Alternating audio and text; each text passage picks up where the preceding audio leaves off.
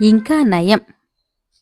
ఒకనాడు ఒక రైతు తమ జమీందారు గారిని చూడబోతూ తన భార్యతో, ఏమే, జమీందారు గారికి వెలగకాయలు ఇస్తాను, ఒక బుట్టెడు కట్టి ఇయ్యి అన్నాడు.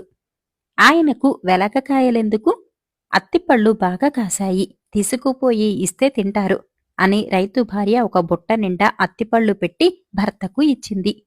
రైతు జమీందారుగారి దర్శనం చేసుకోటానికి వెళ్లేసరికి జమీందారుగారు వరండాలో కుర్చీ వేసుకుని కూర్చొని ఉన్నాడు.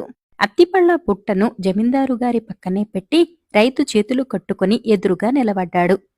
జమీందారుగారు బుట్ట పైమూత తీసి అత్తిపళ్ళు చూసి ఒక పండు తీసి గురిగా రైతు తల మీద పడేటట్టు విసిరాడు. అత్తిపండు తలపైన పడగానే రైతు, ఇంకా నయం అన్నాడు. జమీందారుగారు దాదాపు అత్తిపళ్లన్నింటినీ రైతు తలపైన విసిరాడు. ప్రతిసారి రైతు ఇంకా నయం అనటం జమీందారుగారికి ఆశ్చర్యం కలిగించింది. నేను నిన్ను అత్తిపళ్లతో కొడుతూ ఉంటే నువ్వు ఇంకా నయం అంటావెందుకు అని జమీందారు రైతును అడిగాడు. నేనసలు తమకు వెలగకాయలు తెచ్చిపెడదామనుకున్నాను.